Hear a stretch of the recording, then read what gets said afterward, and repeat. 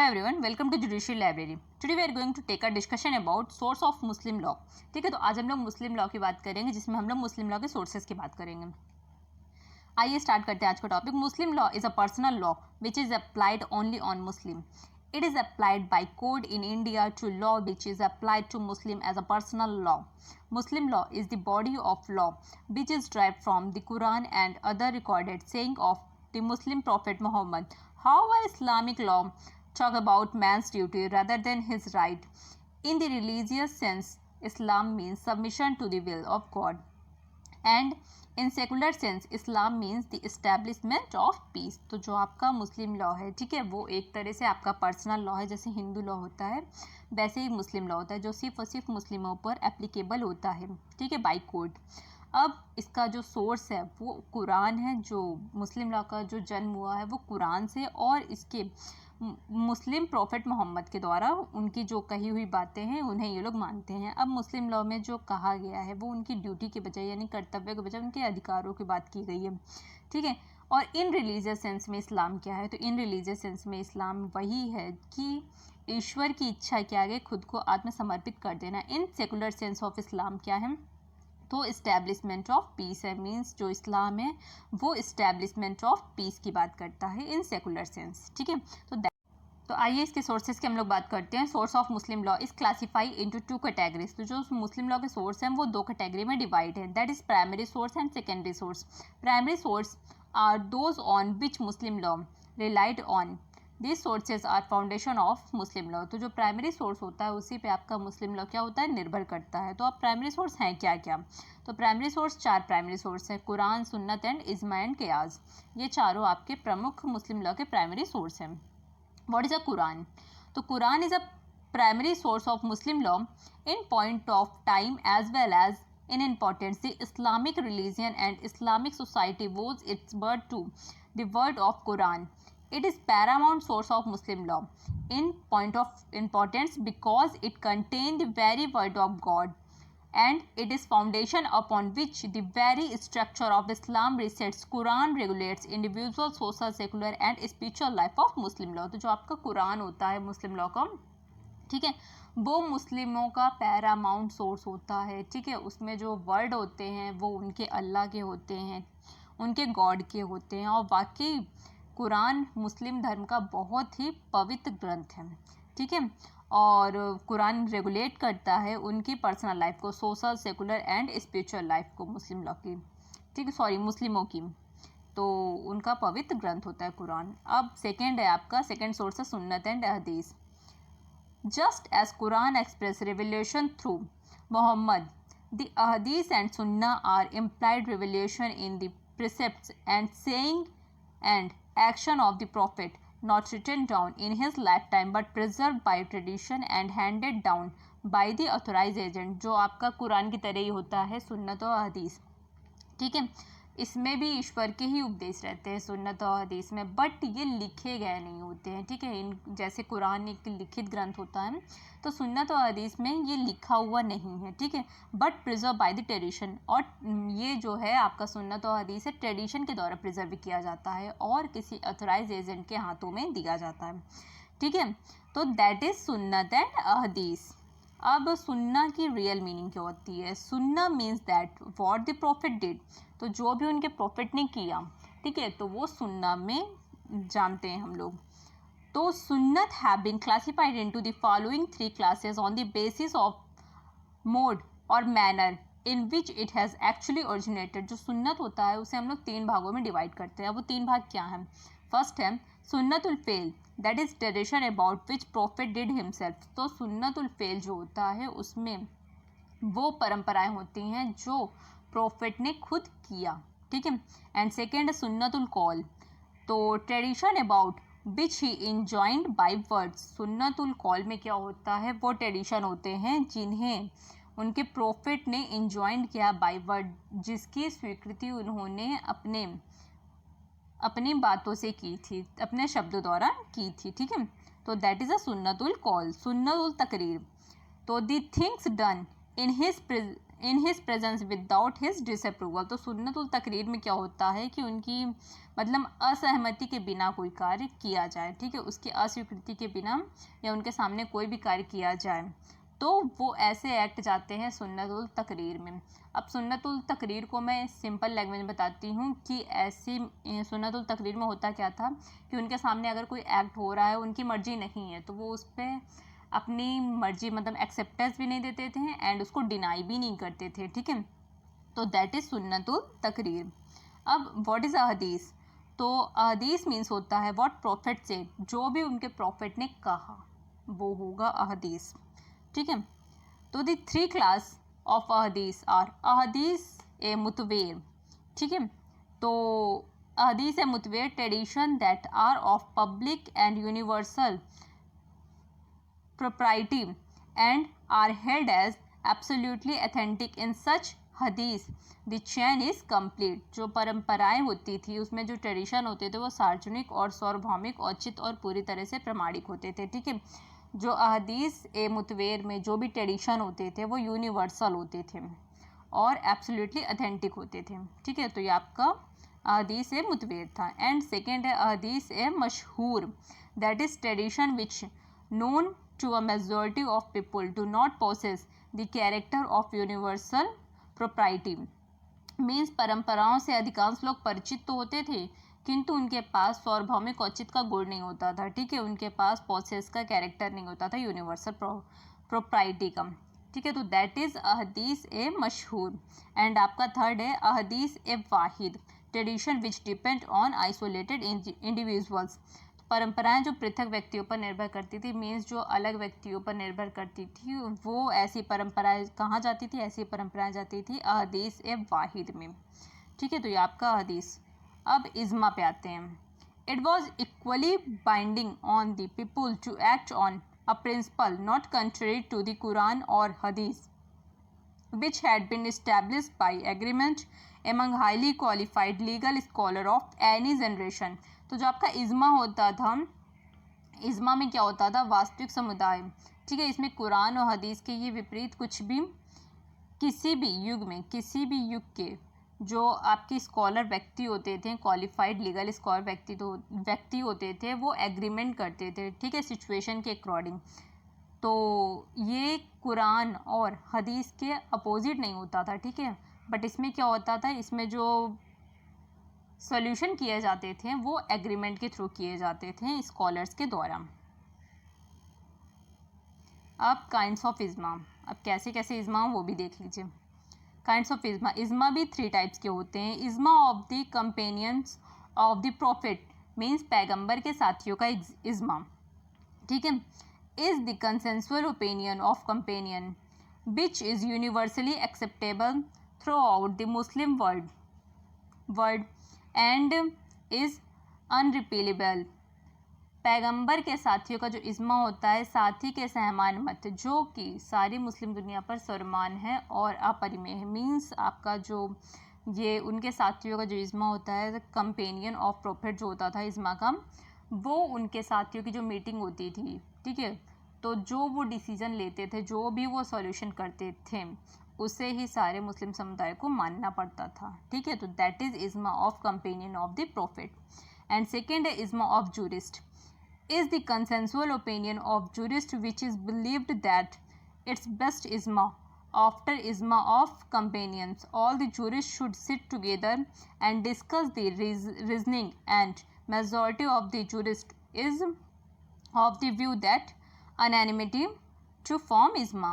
तो जो आपका जो इज्मा ऑफ जूरिस्ट होता था उसमें क्या होता था? सारे जूरिस्ट होते थे वो मिलकर मीटिंग करते थे और तर्क वितर्क करते थे, यानी रीजनिंग करते थे, और मेजॉरिटी से एक मत से होकर यानी अनैनिमिटी से निर्णय देते थे, ठीक है। तो आपका इज्मा ऑफ जूरिस्ट है ये। इज्मा ऑफ द पीपुल, अब जनता का इज्मा यानी लोगों का इज्मा। तो is the opinion of Muslim population as a whole में have any importance, but in actual practice isma of Muslim public has no value with regard to legal matter, but in matter related to religion, prayer and other observance have more value attached to it। Means आपका जो जनता का इज्मा होता था वो समस्त रूप में मुस्लिम जनता की राय का कोई महत्व हो सकता था, ठीक है, किंतु व्यवहार विधि विषय के मामले में मुस्लिम जनता की आस्था का कोई महत्व नहीं था। जो आपका इज्मा ऑफ द पीपल होता था वो ऐसे मैटरों से रिलेटेड होता था जो कि religion, prayer and other observance के होते थे, ना कि लीगल मैटर के होते थे, ठीक है। तो दैट इज़ आपका इज्मा ऑफ द पीपल। अब लास्ट है इसका, इज्मा can not be confined to any particular period और country. It is completed when the jurist after due deliberation come to a finding it cannot be questioned or challenged by any individual jurist. Isma of one age may be reserved or modified by the isma of the same or subsequent age. Means आपका जो इज्मा होता था किसी भी विशेष अवधि या देश तक सीमित नहीं किया जा सकता था, यह तब पूरा हो जाता था जब जूरिस्ट उचित विचार और विमर्श करने के बाद निष्कर्ष पर आते थे, या किसी भी व्यक्तिगत न्यायाधिकारी द्वारा सवाल नहीं किया जा सकता था या चुनौती नहीं दी जा सकती थी। इसमें एक ही युग के इज्मा को उसी के बाद के युग के इज्मा के द्वारा उल्टा या संशोधित किया जा सकता था। मीन्स जो आपका, अगर मैं सिंपल लैंग्वेज में बात करूँ तो जो आपका इज्मा होता था वो टोटली रीजनिंग पे बेस्ड होता था, ओके। तो यहाँ आपका इज्मा कंप्लीट होता है। अब लास्ट है इसका कियास। तो this is the last primary source of Muslim law. कियास means reasoning by analogy from above three sources, that is Quran, Sunnah and Ijma. In Quran, rules are deduced by the exercise of reason. Qiyas may be defined as a process of deduction by which the law of the text is applied to cases which, though not covered by the language, are governed by reason of text. Thus, it should be noted that Qiyas does not purport to create a new law, but merely to apply old established principles to new circumstances. जो आपका कियास होता था ये कोई नया कानून बनाने का आशा नहीं रखता था, ठीक है, बल्कि केवल नई परिस्थितियों में पुराने स्थापित सिद्धांतों को लागू करता था, ठीक है। और जो कियास होता था वो किसके सदृश होता था, वो सेम एज कुरान, सुन्ना और इज्मा के सदृश होता था, ठीक है। अब कियास को अगर सिंपल लैंग्वेज में समझाया जाए तो रीजनिंग बाय एनालॉजी, कियास तुलना द्वारा न्याय था, ठीक है। इसमें तुलना की जाती थी और उसके बाद ही न्याय प्रदान किया जाता था, तो ये आपका कियास होता था। यहाँ आपका प्राइमरी सोर्स कंप्लीट होता। सेकेंडरी सोर्स, तो the sources are not basic sources of Muslim law, तो ये बेसिक सोर्स नहीं होते हैं, but the supplementary source of Muslim law, but ये सप्लीमेंट्री सोर्स होते हैं मुस्लिम लॉ के। The secondary source of Muslim law are, अब सेकेंडरी सोर्स होते क्या क्या हैं, उर्फ और custom, judicial decision, legislation and equity, justice and good conscious. अब एक एक करके देखते हैं। व्हाट इज उर्फ और कस्टम? तो before the emergence of Islam in Arabia, custom were the basis of entire social life. Religion, morality, trade, and commerce. Custom has not been recognized as a source of law in a Muslim law. However, it cannot be denied that custom has always been given a place under Muslim law if it is in conformity with Muslim law. तो जो आपका custom होता था वो इस्लाम धर्म की स्थापना से पूर्व इस्लाम के समस्त सामाजिक जीवन यानी जीवन, धर्म, नीति, व्यापार और वाणिज्य का आधार होता था। क्या होता था? कस्टम। मुस्लिम कानून में कस्टम को कानून के स्रोत के रूप में मान्यता नहीं मिली है, फिर भी इससे इनकार नहीं किया जा सकता है कि मुस्लिम विधि के अंतर्गत यदि यह मुस्लिम विधि के अनुरूप है, परंपरा को हमेशा से ही स्थान दिया गया है, ठीक है। तो जो आपका कस्टम होता है वो सेकेंडरी सोर्स होता है, ठीक है, और धीरे धीरे ही यह प्राचीन से फॉलो किया जाता है। अब pre condition of valid custom, अब किसी भी वैलिड कस्टम को होने के लिए क्या क्या कंडीशंस होनी चाहिए? तो कस्टम मस्ट बी टेरिटोरियल, ठीक है। तो जो कस्टम होना चाहिए यानी जो भी आपके कस्टम है उन्हें टेरिटोरियल होना चाहिए। It must be existing from memorable time, that is ancient, जो भी उसका कस्टम का टाइम होता है, मेमोरेबल टाइम होता है, वो एंशियंट होना चाहिए. It must be continuous and certain and invariable. जो भी आपका कस्टम होना चाहिए वो आपका निरंतर और निश्चित होना चाहिए और अचल होना चाहिए. ठीक है, continuous and certain and invariable. Custom should not oppose the public policy. और जो कस्टम होना चाहिए वो किसके अपोजिट नहीं होना चाहिए? पब्लिक पॉलिसीज़ के अपोजिट नहीं होना चाहिए. Custom must not in contravention of Quran and इज्मा. और जो कस्टम होना चाहिए उसे किसके अगेंस्ट नहीं होना चाहिए? कुरान और इज्मा के अगेंस्ट नहीं होना चाहिए. अगर कोई भी कस्टम आपका कुरान और इज्मा के अगेंस्ट होगा तो वो कस्टम वैलिड नहीं होगा. एंड सेकेंड है आपका जुडिशियल डिसीजन. तो this includes the decision of Privy Council, the Supreme Court and High Court of India judges explain what law is. These decisions are regarded as precedent for future cases. There are number of judicial decisions which have given new dimension to Muslim law. तो जो changes हुए हैं Muslim law में वो काफ़ी हद तक high court, supreme court के डिसीजन के द्वारा भी हुए हैं. ठीक है, प्रिवी काउंसिल के भी काफ़ी डिसीजन थे. तो आइए इसमें के कुछ केस देख लेते हैं कि क्या क्या नए डायमेंशन हुए हैं मुस्लिम लॉ में. फर्स्ट केस है Maina Bibi versus Chaudhri Vakil Ahmad. The Privy Council held that a widow possess the right to retain the property of a husband till her dower money was paid. यहाँ डॉवर लिख गया गलती से, सॉरी, यहाँ मेहर होना चाहिए. ठीक है, तो जो मैनी बीवी वर्सेस चौधरी वकील अहमद का केस था तो इसमें यह हेल्ड हुआ था कि जो वो विधवा होती है वो अपने हस्बैंड जो कि डेथ हो चुका है उसकी प्रॉपर्टी पर अधिकार रखती, कब्जा रखने का अधिकार रखती तब तक जब तक कि उसकी मेहर की रकम अदा नहीं कर दी जाती है. ठीक है, एंड सेकेंड है Bai Tahira versus Ali Hussain. The Supreme Court gave a new line to approach to the law of maintenance. The Supreme Court held that a woman will be entitled for maintenance under Section 125 of Criminal Procedure Code even though she has received a lump sum amount under her customary law. A similar view also taken in Shah Bano case.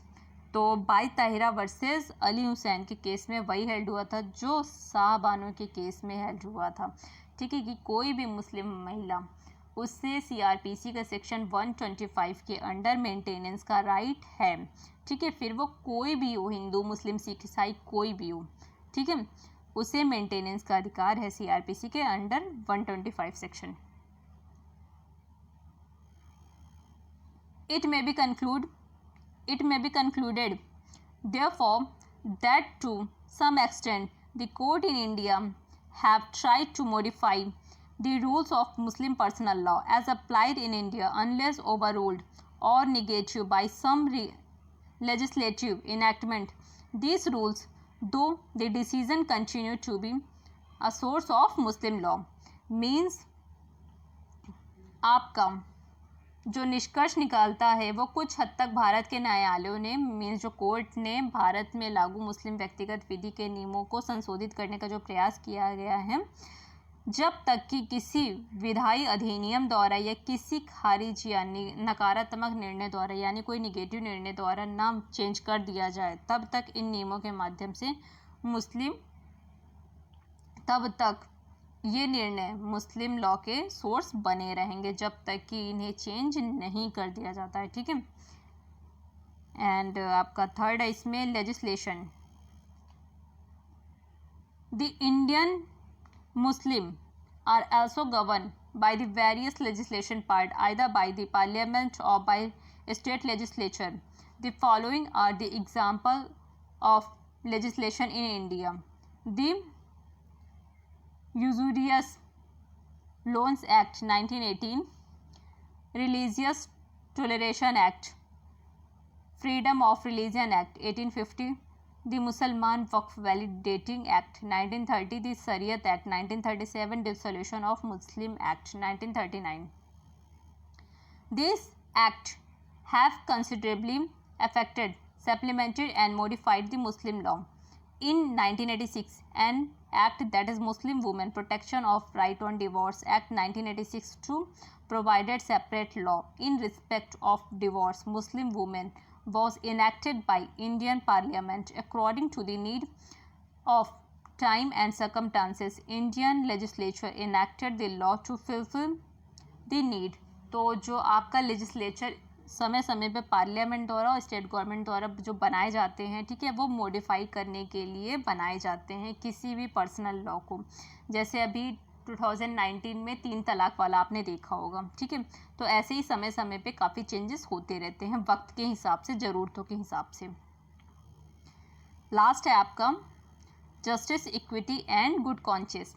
The doctrine of equity, justice and good conscious is regarded as one of the source of Muslim law. Abu Hanifa, the founder of Hanafi sect of Sunni, expounded the principle that the rule of law based on the analogy could be set aside at the opinion of the judge on a liberal construction or juristic preference to meet the requirement of a particular case. तो जो आपका last है जो कि justice, equity and good conscious का सिद्धांत मुस्लिम कानून का एक स्रोत माना गया है। सुन्नी के हनफी संप्रदाय के संस्थापक अबू हनीफा ने इस सिद्धांत का प्रतिपादन किया कि सदृश पर आधारित विधि के नियम को किसी मुकदमे की आवश्यकताओं की पूर्ति के लिए उत्तरदायी निर्माण या न्यायिक प्राथमिकताओं पर न्यायाधीश के विकल्प पर अलग रखा जा सकता है। मीन्स कुछ डिसीजन अगर कहीं भी